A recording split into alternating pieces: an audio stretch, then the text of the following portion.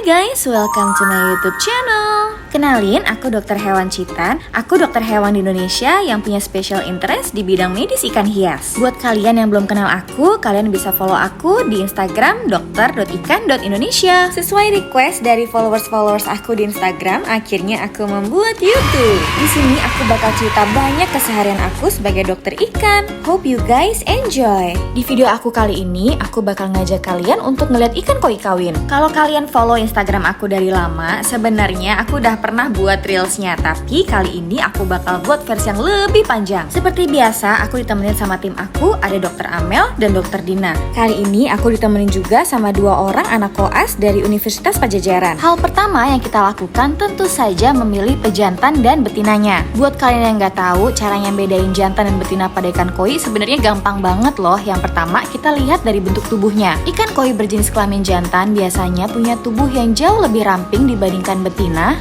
dan permukaan tubuh yang lebih kasar. Ukurannya juga biasanya jauh lebih kecil dibandingkan yang betina. Kalau mau lebih pasti lagi, kita bisa melihat bagaimana bentuk kloakanya. Pada ikan koi jantan, bentuk kloakanya biasanya rapet dan tidak ada penonjolan sama sekali. Sangat berbeda dengan betina, biasanya bentuk kloakanya agak sedikit menonjol dan badannya besar. Setelah kita selesai memilih jantan dan betina yang siap untuk dikawinkan, kita kemudian menyiapkan kamar pengantin. Gak cuma orang doang yang kamar pengantinnya dihias, ikan koi juga kita hias kamar pengantinnya. Bedanya kalau ikan koi kita hias pakai spawning brush namanya. Spawning brushnya ini nanti kita akan susun di kamar pengantin, kemudian dipakai untuk perlekatan telur ikan koi. Untuk posisinya nggak ada aturan khusus sih, yang penting kalau bisa sepadat mungkin kita masukkan. Nah, biar semakin tokcer, ikan jantan dan betinanya aku berikan hormon.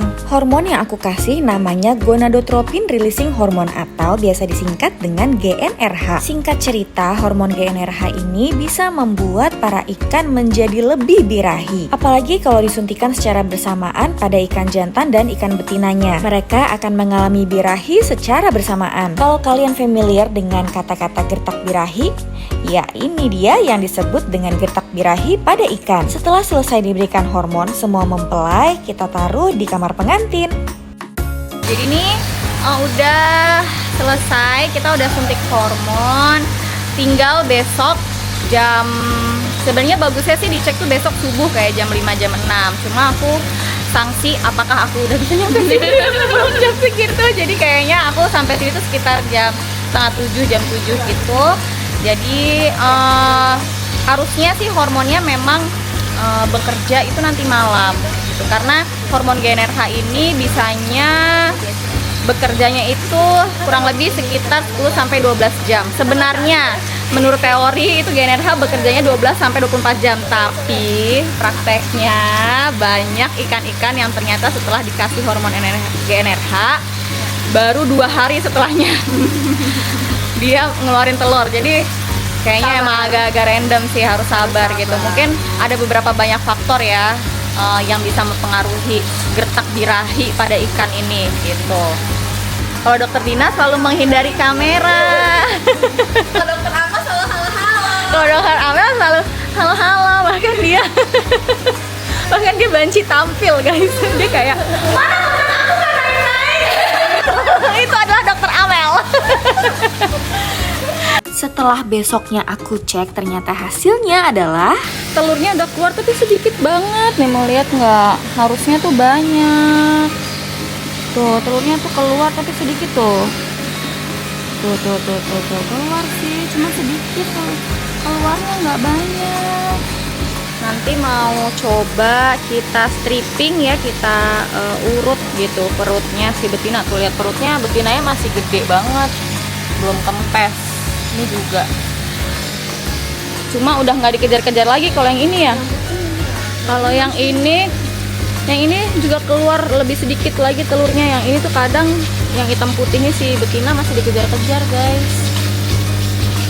Jadi mungkin masih proses mungkin. Tapi ini kayaknya spermanya belum keluar deh. Soalnya masih jernih nih ininya.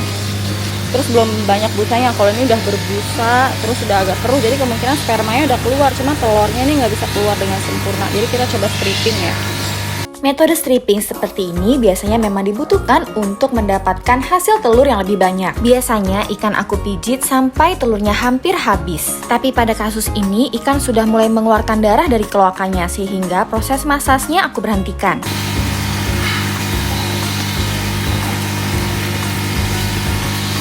Udah. Langsung, pindah.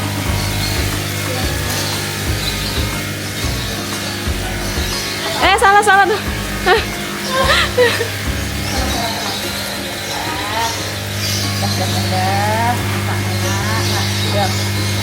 Setelah yang betina kita stripping, yang jantan juga ikut kita stripping. Nah, ikan koi termasuk ke dalam ikan yang berkembang biak dengan cara ovipar. Jadi, telur dan spermanya akan bertemu di luar tubuh yang kemudian akan menetas menjadi anak ikan. Kelihatan nggak?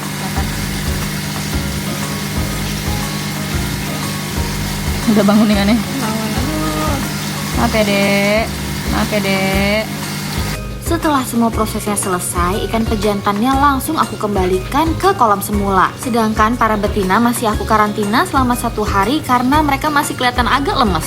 Anyway, pasca kawin, ikan koi jantan dan betinanya memang harus segera dipisahkan. Karena biasanya para pejantan gak mau berhenti ngejar-ngejar betinanya. Sampai betinanya kelelahan. Inilah yang biasanya menyebabkan kematian pada betina. Jadi surga di telapak kaki ibu ikan itu juga valid ya. Karena mereka juga taruhannya nyawa untuk melahirkan.